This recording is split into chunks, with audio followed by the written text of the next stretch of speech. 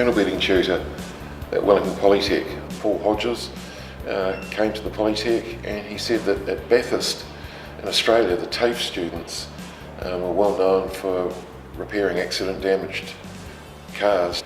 And so Paul said, if they can do it over there, could we do it here?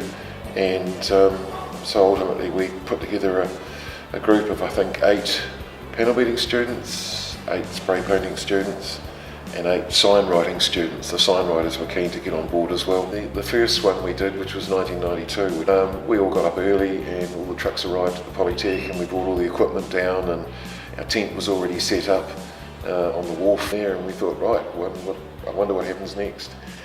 And it didn't take very long, and somebody came running into the tent and said there's been a crash, and then it turned out that it was the Tic Tac Commodore, the black Commodore, and it had hit, I think it had clipped a Mitsubishi Galant, and the two of them had hit the wall, we were told, at 170 kilometres an hour. So we thought, well, this will be interesting, and we didn't really want a bad accident. We wanted to help with lots of medium accidents or minor accidents, but this was a bad accident. These cars were badly damaged. And we tried to research the cars that were in the race, so we already had a measurement sheet for the Commodore. We pulled that out of the folder, right, we've got the sheet, so we know what the measurement should be. And so that kicked in quite quickly, and we did the Commodore first, and I think we got that sometime on Saturday, early Saturday afternoon, something like that. And if it was wet, there'd be accidents, and if it was dry, they'd be going faster and the accidents would be worse. So.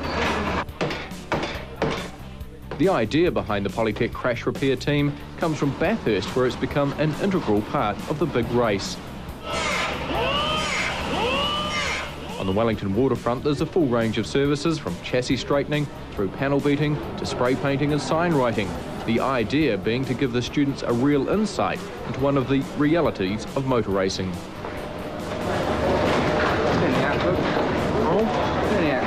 What do you learn apart from how long you can go without sleep? Learn about race cars, how they're set up, the adrenaline rush of actually being at the race itself.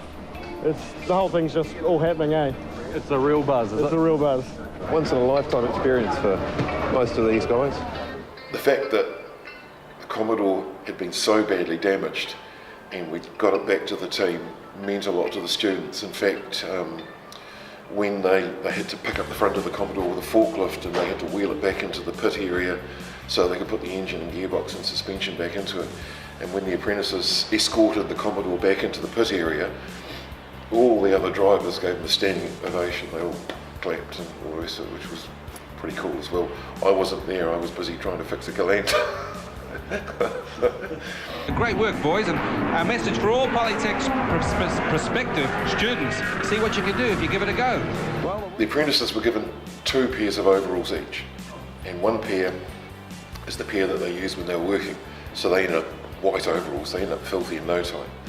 But the other pair, the other pair of white overalls, they were told, you don't touch those, and then on Sunday at 12 o'clock all work stops. That's our job done. At that point you go and have a shower, get cleaned up, and you put on your new pair of white overalls. There's your pit pass. You're allowed to go in most places around the track, not everywhere, but places where the public can't go as well. Behave yourselves, because you're representing the 3 sponsors, the Polytech, ICI and 3M, and make sure that you're clean and tidy and you enjoy the rest of the day. You've earned it. And a lot of them came back. We needed them back at the tent after the race was finished so we could present their certificates. We had Fran Wild, the mayor at the time, presenting the certificates, and quite a few of the students came back with their white overalls autographed by the likes of Peter Rock or whoever else was there, Dick Johnson or whatever, and so they ended up with a dozen or more autographs on their back. Yeah, it was really, really cool.